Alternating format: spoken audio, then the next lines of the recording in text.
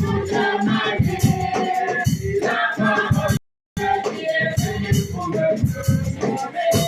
La parole de Dieu est venue. Alléluia. Amen.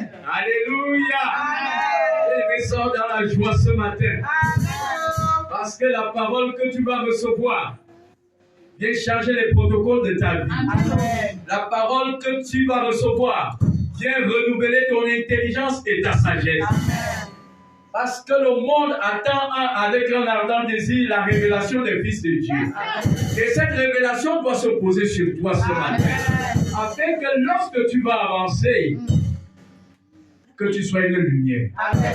Que tu sois véritablement le sel de la terre. Amen. Je vais te prier de t'asseoir Oh, yes. et de dire à ton voisin que la parole de ce matin te guérisse. Que la parole de ce matin te guérisse. Que la parole de ce matin te fasse du bien. Que la parole de ce matin te fasse du bien. Que la parole de ce matin te révèle en profondeur la volonté de Dieu pour toi. Que la parole de ce matin te révèle en profondeur la volonté de Dieu pour toi. Alléluia. Amen. Bien-aimés,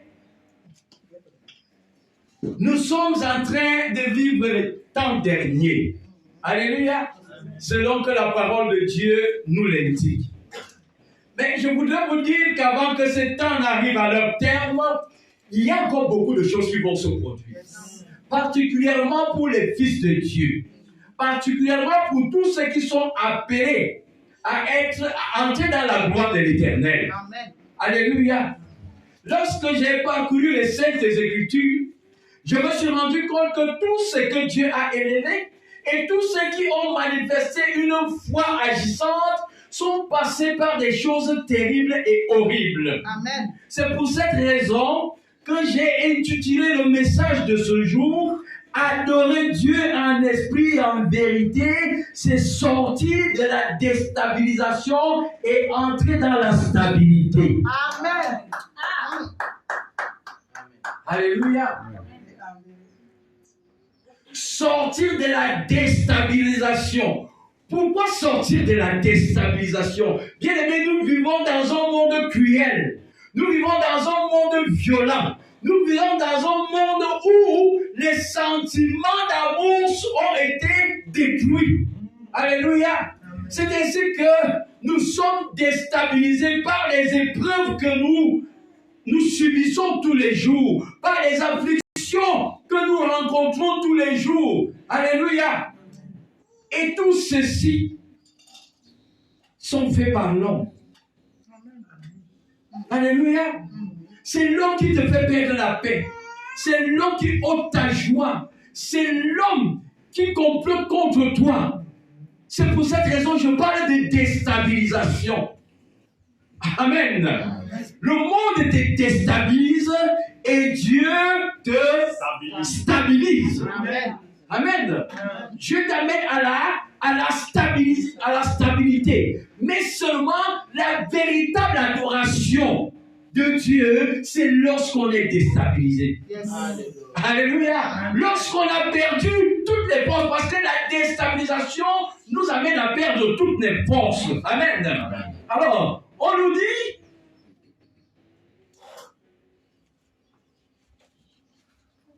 déstabiliser, c'est rendre quelqu'un vulnérable. Amen. Amen. Et lorsqu'on veut rendre quelqu'un vulnérable, c'est l'affaiblir. Oh, Yahweh. Amen. C'est lui ôter toute force afin qu'il soit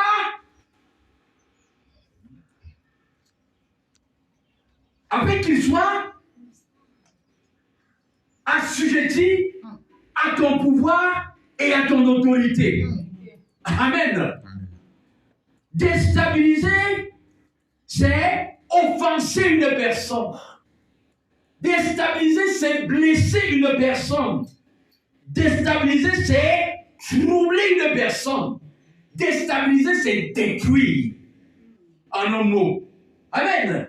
Lorsqu'on décide de vous déstabiliser, on décide de vous détruire. D'ailleurs, vous n'avez qu'à voir comment les nations réagissent face à d'autres nations.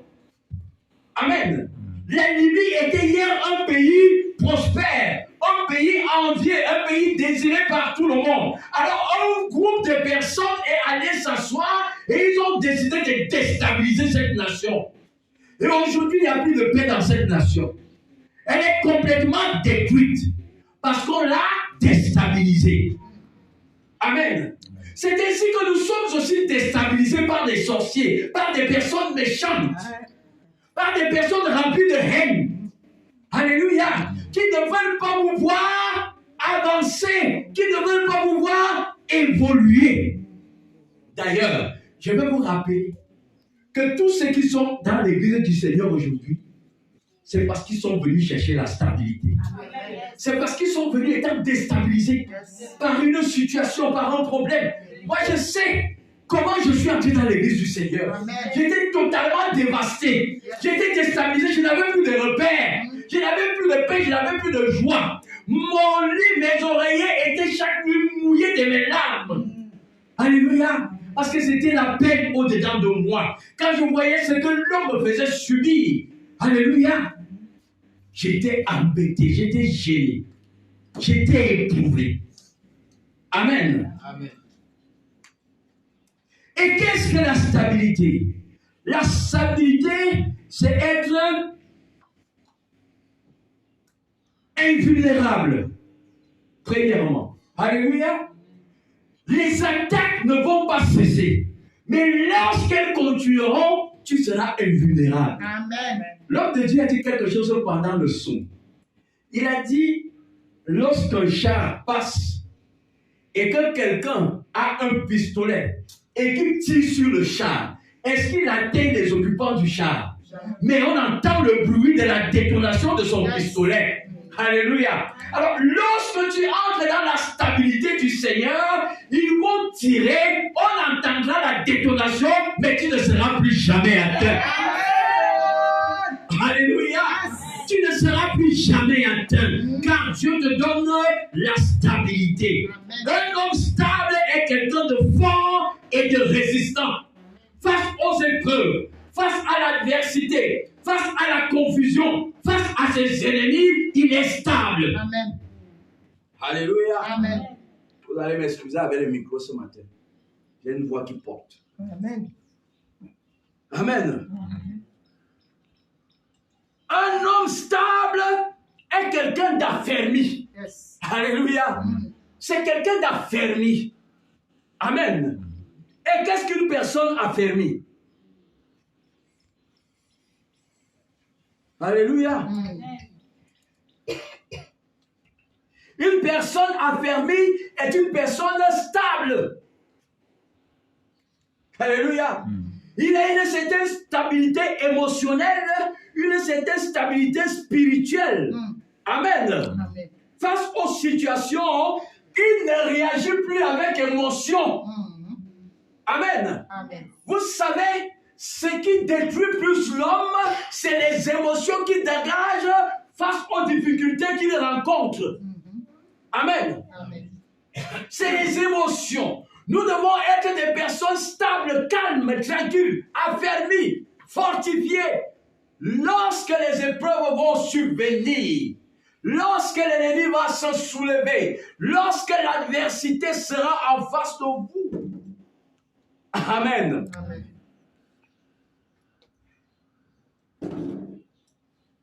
L'homme est d'une nature méchante. Alléluia. Amen. Nous sommes méchants. La méchanceté est en nous. Alléluia. C'est pour cette raison que Dieu a dit dans sa parole, malheur à l'homme qui met sa confiance dans l'homme. Parce que l'homme est essentiellement mauvais. Et c'est l'homme qui apporte l'instabilité. Toute l'instabilité qu'il y a dans le monde, dans les familles, dans les foyers, dans les couples, et même dans les assemblées, sont le fait de l'homme. Amen. Amen. Elles sont le fait de l'homme. C'est pour cette raison, bien-aimé, l'homme qui craint Dieu est un homme stable. Amen. l'homme qui veille sur lui veillera aussi sur l'autre. Selon la volonté de Dieu. Ce matin, nous allons lire une histoire dans la Bible. C'est l'histoire de... Nous sommes dans le livre de Juges. C'est l'histoire de Jephthé que nous connaissons tous.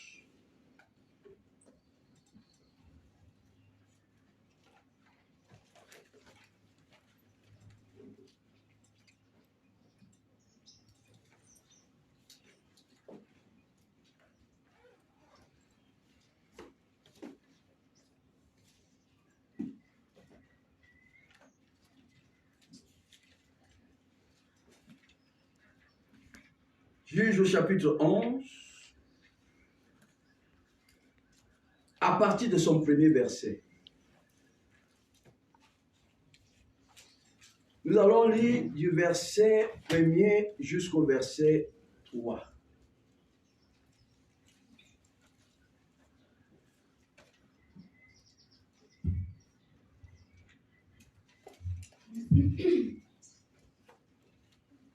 Nous lisons la parole de Dieu dans le livre de Juges, chapitre 11, verset 1 à 3, il est écrit. Oui. Jephthé, le Galalite, était un vaillant héros. Il était fils d'une femme prostituée et c'est Galad qui avait engendré Jephthé.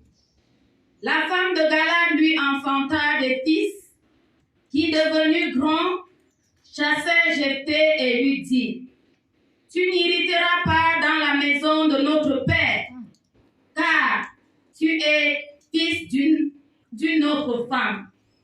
Et Jephthé s'enfuit loin de ses frères, et il habita dans le pays de Tob. Des gens de rien se rassemblèrent auprès de Jephthé, et ils faisaient avec lui des excursions. Gloire à la parole de Dieu. Gloire à la parole du Seigneur. Amen. Amen. Bien-aimé, c'est l'histoire d'un homme. La Bible dit qu'il est né d'une prostituée et dans une famille. Amen. Mais seulement lorsqu'il est né, il avait déjà deux qualités. Alléluia. Il avait déjà deux grandes qualités. Bien-aimé, je viens te dire ce matin de te focaliser sur les qualités que Dieu a mis en toi. Amen. Lorsqu'il te formait, la première des choses qu'il a mis en toi, c'est des qualités. Et c'est ces qualités qui vont te distinguer. C'est ces qualités qui feront la différence avec les autres. Amen. Mais nous avons très souvent le regard sur les qualités des autres et non sur les qualités que Dieu nous a données. Alléluia. Il est important que tu reconnaisses les qualités que Dieu t'a données. La Bible dit qu'il était premièrement vaillant et héros. C'était un homme vaillant. En d'autres termes, Jephthé était déjà un homme stable. Amen. Amen. Dieu avait créé Jephthé avec la stabilité. Il y en a qui sont courageux. Parce que être vaillant, c'est être courageux. Être vaillant, c'est avoir de la bravoure. Être vaillant, c'est être serviable. Être vaillant, c'est être honnête. Alléluia. Amen. Jephthé avait déjà ses qualités quand il est né. Et lorsqu'il naît, il naît des seins d'une prostituée, d'une pécheresse. Amen. Ce qui va lui valoir le rejet de ses frères. Ses frères ne vont pas l'accepter parce qu'il était fils d'une autre femme que leur mère. Alors qu'il était aussi le fils de leur père. Voilà ce que l'homme peut faire. La parole de Dieu ne nous dit-elle pas que tes ennemis seront les hommes de la maison de ton père. Amen. Lorsqu'est venu le moment de parler de l'héritage de leur père, ils ont estimé qu'ils n'en avaient pas droit. Yes. Bien-aimé, je suis en train de te dire que l'homme te refusera tes propres droits. Vérité. L'homme te chassera sur ce qui est à toi. Alléluia. Amen. Parce qu'il n'estime pas que tu mérites. Alléluia. Amen. L'homme est capable de retenir ce qui est à toi parce qu'il n'estime pas que tu mérites. Amen. Alors que tout enfant hérite de son père. Fut-il un enfant adultéré, il mérite de son père. C'est ce que la loi dit dans cette Bible. Amen. Fut-il adultéré, il hérite de son père. Mais des hommes vont se lever. Ce ne sera pas des étrangers. Ce sera ton propre sang. Amen. Ils vont dire, tu n'as pas droit. Amen. Amen. Mais alors, il faut être un homme vaillant, un homme stable pour ne pas te lever contre eux. Parce que bien aimé, je vais vous dire une chose. Ce qui est à toi n'a pas été préparé par les hommes. Cela a été préparé par Dieu. Même s'il doit passer par un homme pour te transmettre cela, c'est Dieu qui a préparé la chose. Et elle te parviendra, que l'homme le veuille ou non. Amen. Oh, yes. Dieu me renseigne dans le livre de Jérémie. Que quelqu'un m'ouvre Jérémie 29. Que quelqu'un ouvre Jérémie 29. À partir de son 11e verset.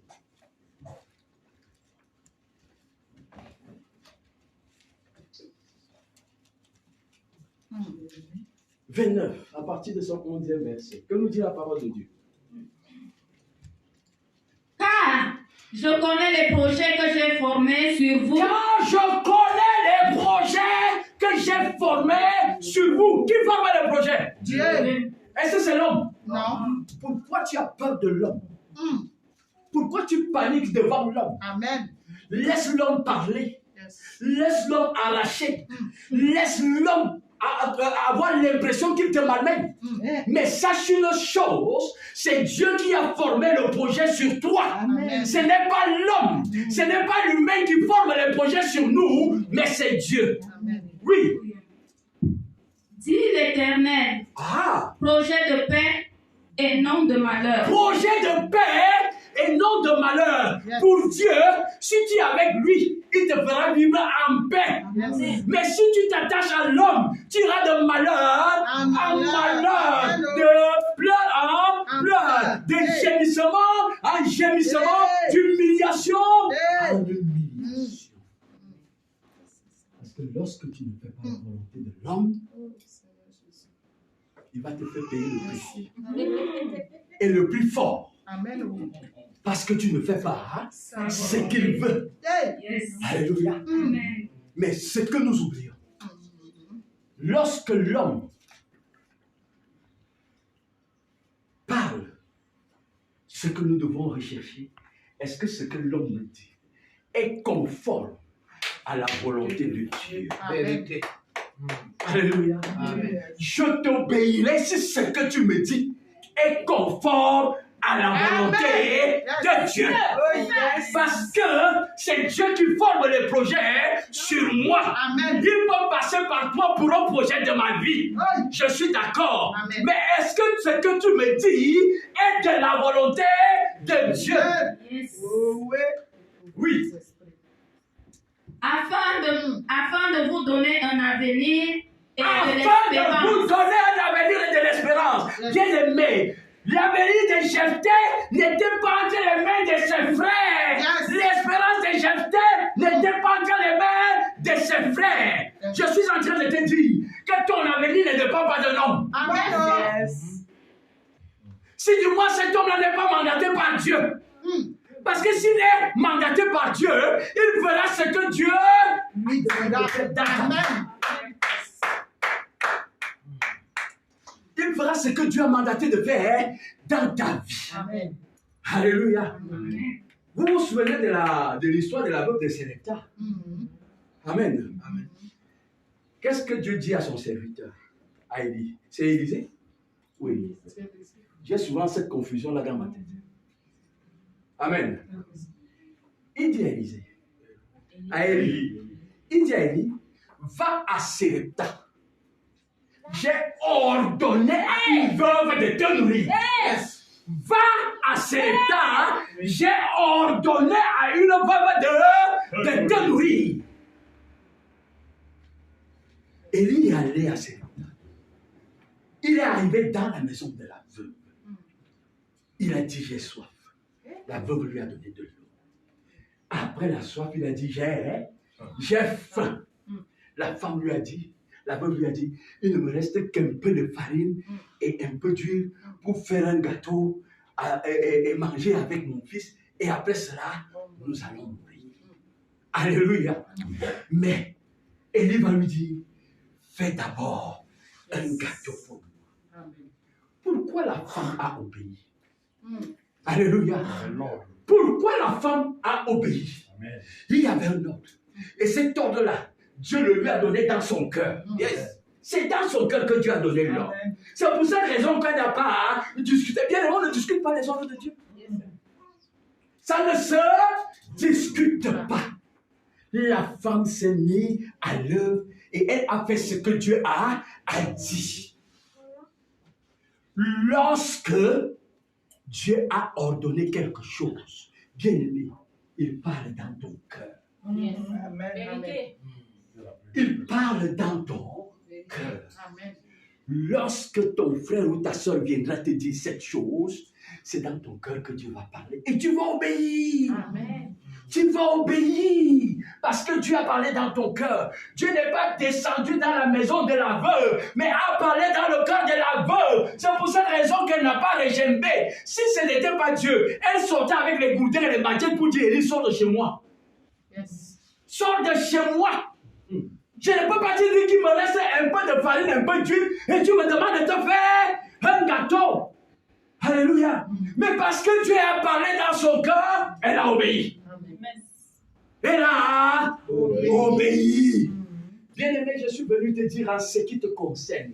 Dieu va parler dans les cœurs des hommes qu'il va envoyer vers toi. Rien n'arrivera par hasard. Dieu parlera dans leur cœur. C'est pour cette raison, ne résiste pas à ceux qui ne te font pas du bien. Dieu n'a pas encore parlé dans leur cœur. Yes. Les frères de Jephthé, lorsqu'ils s'étaient mis à rejeter Jephthé, Dieu n'avait pas encore parlé dans leur cœur. Mais Dieu était déjà en route pour parler dans leur cœur. Amen. Alléluia. Amen. Oui, les projets, nous sommes sur les projets.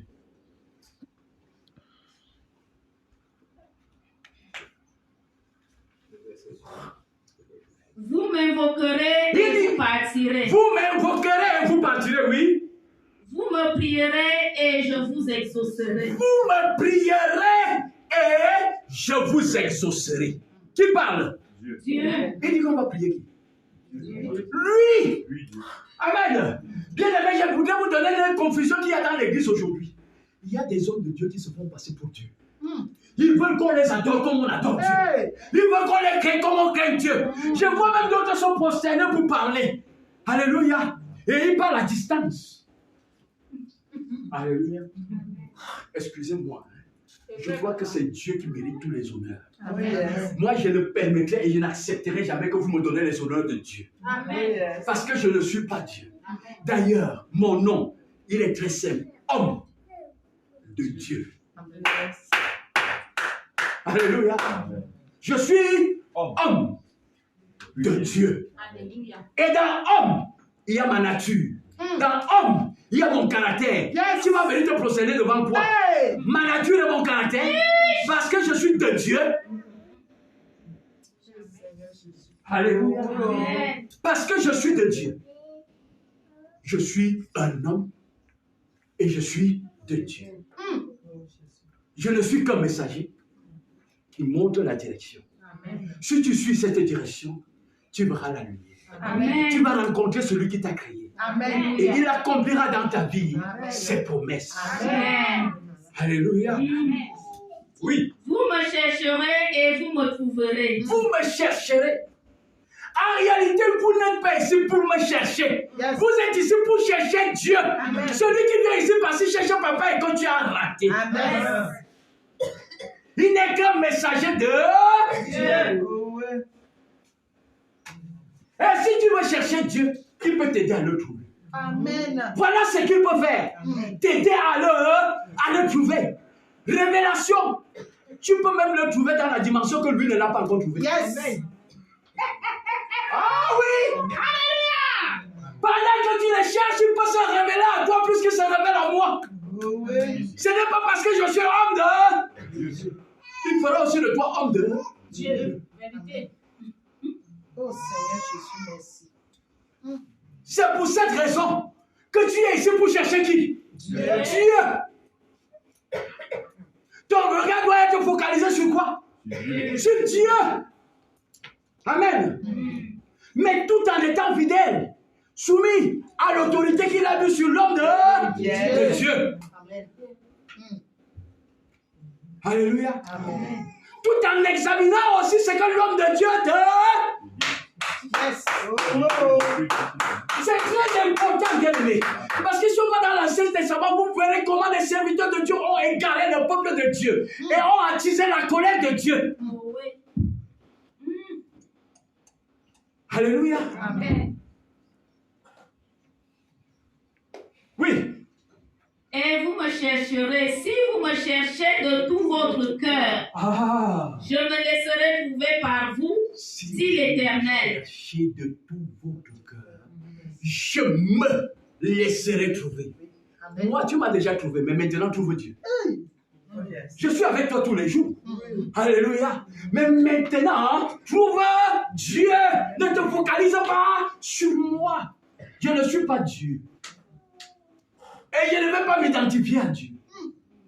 Je ne vais pas te faire croire que je suis Dieu. Non, je refuse cela. Parce que je veux que tu saches que nous tous, nous cherchons Dieu. Amen. Et que le jour du jugement, nous serons tous jugés. Moi, en tant qu'homme de Dieu, toi, en tant que celui qui m'a suivi. Donc, je ne dois pas t'égarer. Amen. Alléluia. Amen. Je ne dois pas t'égarer. Je dois te dire la vérité selon les saintes Écritures. Amen. Mais le problème que les enfants de Dieu ont aujourd'hui, c'est que personne ne veut être comme le chrétien de Béry. Aïe. Personne ne veut être comme le chrétien de Béry. Parce que la qualité, ou alors ce qui distinguait les hommes de Béry, c'était que lorsque l'homme de Dieu parlait, il faisait quoi? Il sondait les Écritures. Est-ce que ce qu'il dit est conforme à ce qui est écrit? Oh, ouais. Et c'est pour cette raison que nous sommes trompés régulièrement. Parce que l'ennemi sait que nous n'aimons pas sonder les Écritures. Amen. Hey. Nous disons Amen à tout. Viens à notre espace. Alléluia. Mais c'est cet Amen est à sa place. Non. Alléluia. Amen. Mais Jephthé, dans sa sagesse et dans sa stabilité, va sortir de la maison de son père. Amen. Pas parce qu'il voulait, mais parce qu'on l'y a poussé. On l'y a obligé. Amen. Et la Bible dit, nous revenons dans cette lecture, au verset 3e, il dit, et Jephthé s'enfuit loin de ses frères. Il habitait dans le pays de Tob, des gens de rien se rassemblaient auprès de Jephthé et il faisait avec eux, avec lui des excursions. Amen. Il s'est retiré. Il ne s'est pas imposé. Amen. Il n'a pas dit je mérite autant que vous. Alors je reste. Il a évité un conflit. Alléluia. Bien-aimé, un homme stable. C'est un homme qui sait éviter les conflits. Amen. Alléluia. C'est un homme qui fuit les problèmes. Pas parce que tu es faible. Mais c'est ça la véritable force. Amen. Je vais vous dire que fuir, c'est être fort. Yes. Amen. On nous a fait croire que fuir, c'est être faible. Mais moi, je viens te dire aujourd'hui que fuir, c'est être fort. Et même très fort. Amen. Amen. Parce que lorsque tu fuis, ta fuite engage Dieu. Amen. Oh. Yes. Ah, tu n'as pas compris. Amen. J'ai dit que ta fuite engage Dieu. Amen. Mais si tu restes faire le bras de fer, Hey. ton bras de fer engage Satan. Amen. Une anecdote. Voilà un homme. Il était fort, il était vigoureux. Et sa femme se met dans la cour et commence à l'engueuler. Tous les locataires sortent. Ils sont dehors. Ils écoutent. Alléluia. Parce que vous connaissez la femme ici, perroquet. Ça sortait, c'était bien aligné. Et c'était des flèches qui entraient tout droit dans son cœur. Amen. Alors, ses voisins lui disent, mais voisin, tu as même quelle qualité? Non. Donc, comment une femme peut t'engueuler comme ça? Et surtout que la femme ne parlait que des vérités. Vous savez, on dit que quand la femme est fâchée, le secret est Dehors. dehors. Alors, l'homme maintenant, écoutant ce que les voisins disaient, s'est levé dans toute sa colère et dans toute sa rage. Il a scellé un seul coup de poing à son épouse. Elle est tombée raide, morte. Amen. Raide, morte. Vous ne connaissez pas les plans du diable. C'est pour cette raison que je vous dis, lorsque vous allez résister, lui viendra vous encourager. Amen. Fuyez. Lorsque tu fuis, ta fuite engage Dieu. Jephthé a quitté la maison de son père. Il a laissé ses frères avec les biens de la maison de son Amen. père. Et il allait se mettre avec des hommes de rien. Des hommes qui n'avaient aucune considération dans la société. Voilà les hommes avec qui il allait se mettre. Et ils faisaient des excursions ensemble. Mais l'organisateur de toutes choses va organiser quelque chose. Amen. Il va organiser quelque chose. Il va créer des problèmes. Alléluia. Amen. Parce que la Bible dit que quelque temps après, les fils d'Ammon déclaraient la guerre à Israël. Amen. Et lorsque cette guerre fut déclarée, c'est là où ils vont se rendre compte qu'ils n'ont pas les qualités de quelqu'un pour affronter l'ennemi. Amen. Amen. Ils n'ont pas les qualités de quelqu'un pour affronter l'ennemi. Amen. Bien-aimé, je t'ai dit, veille sur tes qualités. Identifie tes qualités. Parce que ces qualités-là, Dieu ne te les a pas données au hasard. Elles vont servir à quelque chose un jour. Amen. À un endroit où toi, tu ne t'attendras pas. Chez Jephthé, c'était quoi? Il était vaillant, héros. Vous vous souvenez aussi que quelque part dans la Bible, quelqu'un a été vaillant, héros. Il s'appelait Gédéon. Amen.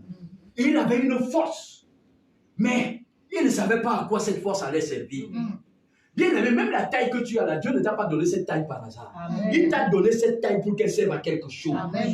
Même le teint que tu as là, il n'est pas un teint par hasard. Il t'a donné cette teint pour que cette teint serve à quelque chose. C'est pour cette raison, bien aimé, il faut aimer tout ce que Dieu a mis en toi. Amen. Aime ça.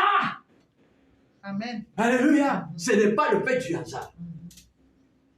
Quand la guerre va déclencher, ils vont se rendre compte que hey, c'est celui qu'on a chassé qui a des grandes qualités. Amen. C'est ces qualités qui sont capables Yes. d'affronter l'adversité qui est devant nous. Tu n'as pas compris. Amen. Oh! Bien-aimé, je vais encore te donner une autre révélation. Pendant que Jephthé était avec des hommes de rien, ce qu'il faisait, c'était adorer Dieu. C'était louer Dieu. C'était célébrer ce Dieu. C'était être reconnaissant envers Dieu. Alléluia. Il ne s'est pas laissé troubler parce que ses frères Lui ont avaient fait. Amen. Amen. Et dans la présence de Dieu, Dieu a suscité une guerre.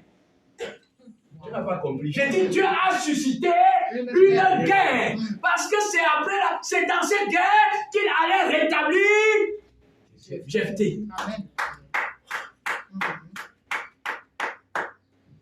C'est dans cette guerre qu'il allait rétablir Jephthé. Bien-aimé, Dieu sera capable de susciter une guerre aussi pour toi. Amen. Ce ne sera pas forcément une guerre, mais il fera quelque chose pour te restaurer. Amen. Pour restaurer ton image, Amen. pour restaurer ton identité. Amen. Là où elle a été bafouée. Pour amener les hommes qui t'ont méprisé et qui t'ont humilié à te Amen. respecter. Amen. C'est Dieu qui le fera. Bien aimé, la meilleure façon d'échouer, c'est d'imposer le respect. Non, on ne va pas te respecter parce que tu veux qu'on te respecte. Yes. On va te respecter quand Dieu voudra qu'on te respecte. Amen. Amen. Et quand Dieu voudra qu'on te respecte, il te donnera quoi? Une attitude. Il te donnera quoi? Des aptitudes. Il te donnera quoi? De la hauteur que j'appelle quoi? L'attitude. Amen. C'est pour cette raison que la Bible nous dit que je suis croissé en quoi? En stature et en grâce. Pourquoi? Parce que Dieu s'est préparé à lui faire un grand bien. Amen. Alléluia. Retire-toi comme Jephthé. Et laisse Dieu provoquer la situation. Amen. Amen. Ils t'ont humilié, n'est-ce pas? C'est une bonne chose. Amen. C'est une très bonne chose. Amen. C'est cette humiliation-là qui engage Dieu. Amen. Et je vais te dire, l'humiliation, la déstabilisation, tu peux la voir partout. Même dans l'église du Seigneur. Hier, non, c'était avant-hier vendredi, j'ai suivi un témoignage à la télé qui m'a donné la chair de poule. C'est un jeune homme qui est né de parents cultivateurs, de parents modestes. D'ailleurs, il disait, mes parents sont très modestes. Mais ils m'ont quand même payé des études. J'ai eu mon bac, étant au village. Mais après mon bac, je voyais comment mes parents étaient gênés. Gênés parce qu'ils n'avaient plus les moyens pour m'envoyer à l'université. Et comme les jeunes me faisaient mal, j'ai décidé de quitter le village. Et je suis venu en ville. Et comme la grâce qu'il avait, c'est que ses parents lui avaient déjà inculqué les gènes de la crainte de Dieu. Amen. Quand il est arrivé en ville, il ne connaissait personne. Amen. Il est entré dans la première église que l'Esprit lui a montrée. Et c'est dans cette église qu'il a commencé à séjourner. L'homme de Dieu va remarquer qu'il dormait à l'église.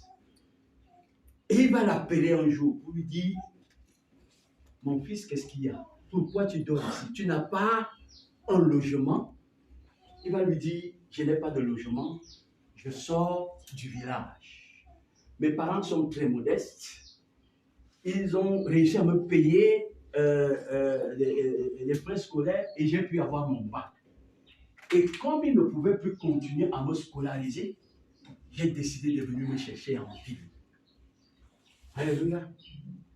L'homme de Dieu, pris de compassion, va l'héberger. Il va l'amener chez lui et il va l'adopter comme son fils. Et il va continuer à lui payer des études. Alléluia. Jusqu'à ce qu'il ait son master en finance. Il dit, pendant 7 ans, il a vécu dans la maison de l'homme de Dieu, tout allait bien. Il était très bien avec l'homme de Dieu. L'homme de Dieu lui donnait tout, il ne manquait de rien. L'homme de Dieu l'aidait comme il était son propre fils. Amen. Mais lorsqu'il a trouvé un travail, c'est là où tout a changé. Je suis en train de te parler de l'homme qui est Dieu.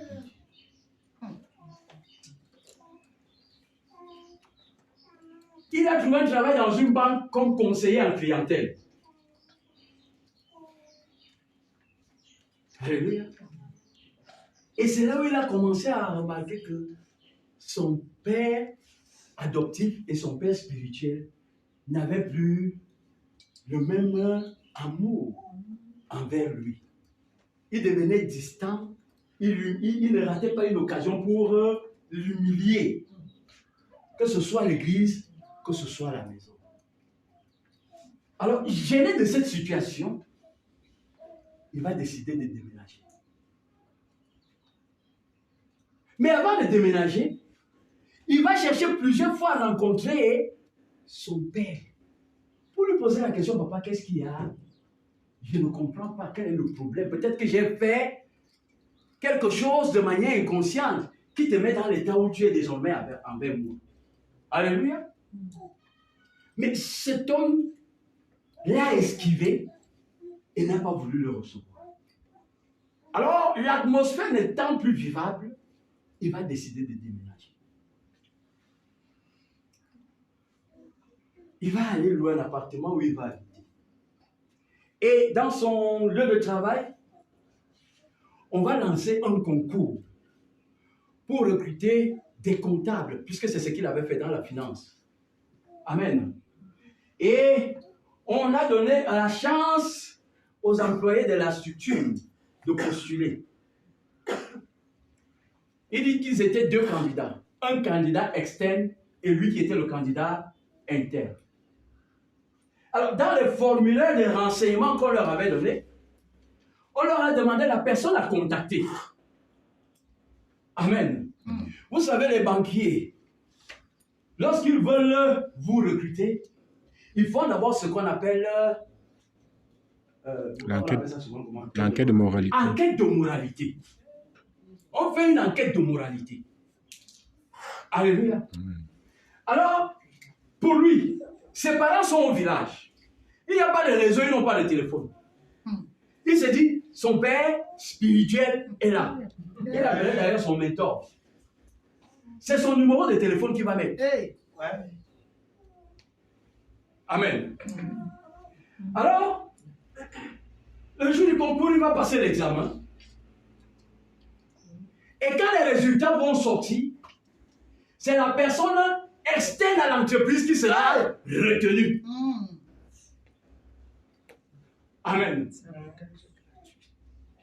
Alors, l'esprit lui disait que quelque chose s'est passé.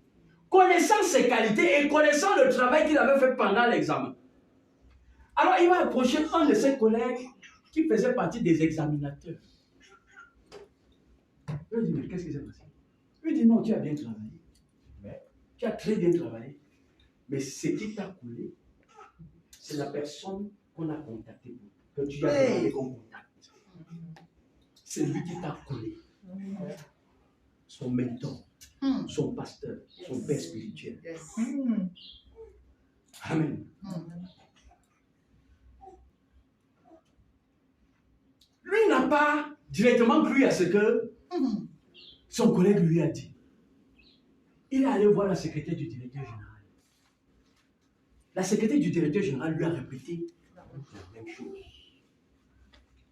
Lui, quand il partait de la maison de son mentor, il ne comprenait pas son attitude. Et il ne savait pas ce que son mentor lui reproche. Mais de là à en arriver là, puisqu'on lui a dit ce que le mentor a dit. C'est un malhonnête. C'est un voleur. Il volait les dîmes à l'église. Il volait les offrandes à l'église. Comment vous avez fait pour le recruter? Est-ce que je suis en train de parler à quelqu'un ce matin? Toi qui as trop confiance en Papa Wanji là, aie bien confiance en moi. Mais je te rappelle que Saül a été jaloux de David. Amen. Amen. Alors, il va aller à une émission de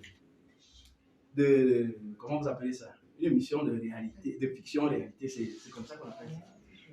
Hein? Télé-réalité. Télé-réalité. Télé-réalité. Parce que c'est là où j'ai suivi ça. Il va exposer ce problème. Amen. Et on va convoquer son pasteur, son mentor, qui va arriver à cette chose.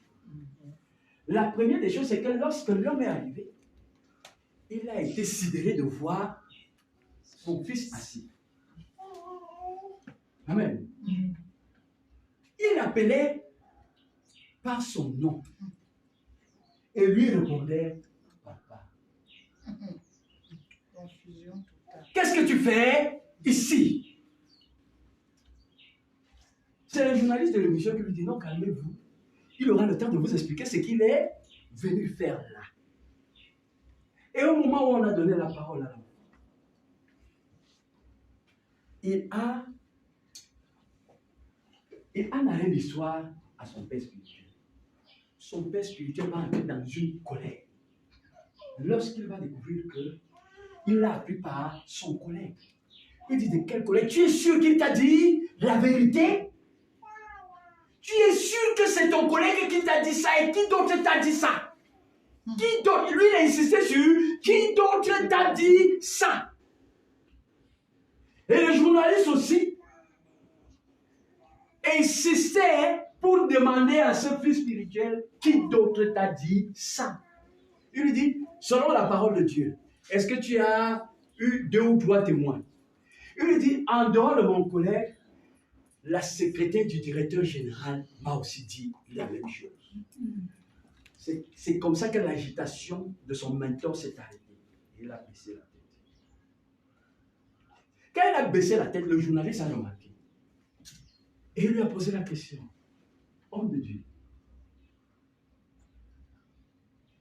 est-ce que vous reconnaissez ce que votre fils dit? Il a fermé la bouche. Homme de Dieu, est-ce que vous reconnaissez ce que votre fils dit? Alléluia. Il dit oui. Je reconnais ce qu'il dit. Quand il a parlé de son collègue, je voulais me rassurer qu'il disait la vérité. Mais quand il a parlé de la secrétaire du directeur général, je confirme qu'il a dit la vérité. Je te parle du Père. Amen. Alléluia. Amen. Bien. La confusion et l'humiliation, c'est quand il est descendu à genoux devant son fils. Et qu'est-ce qu'il dit? Je ne sais pas ce qui m'est arrivé. Je ne sais pas qu'est-ce qui m'a poussé jusque-là. Je ne sais pas l'esprit qui est entré en moi. Un fils que j'ai élevé, un fils que j'ai accueilli, un fils que j'ai lavé, un fils que j'ai élevé, un fils... Qu'est-ce que je n'ai pas fait pour lui? Il était plus que mon fils. Mais la jalousie est entrée dans mon cœur.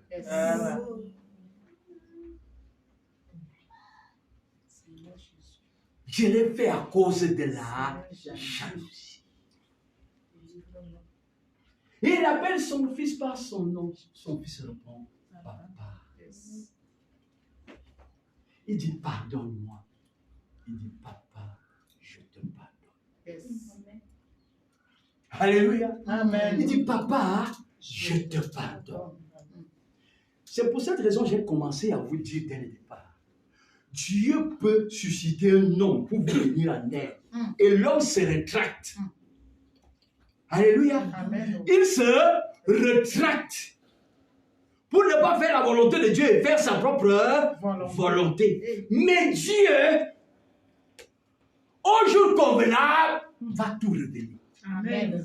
Amen. Il va tout révéler. Amen. Parce que cet homme de Dieu ne savait pas que ce qu'il faisait dans le secret sera exposé.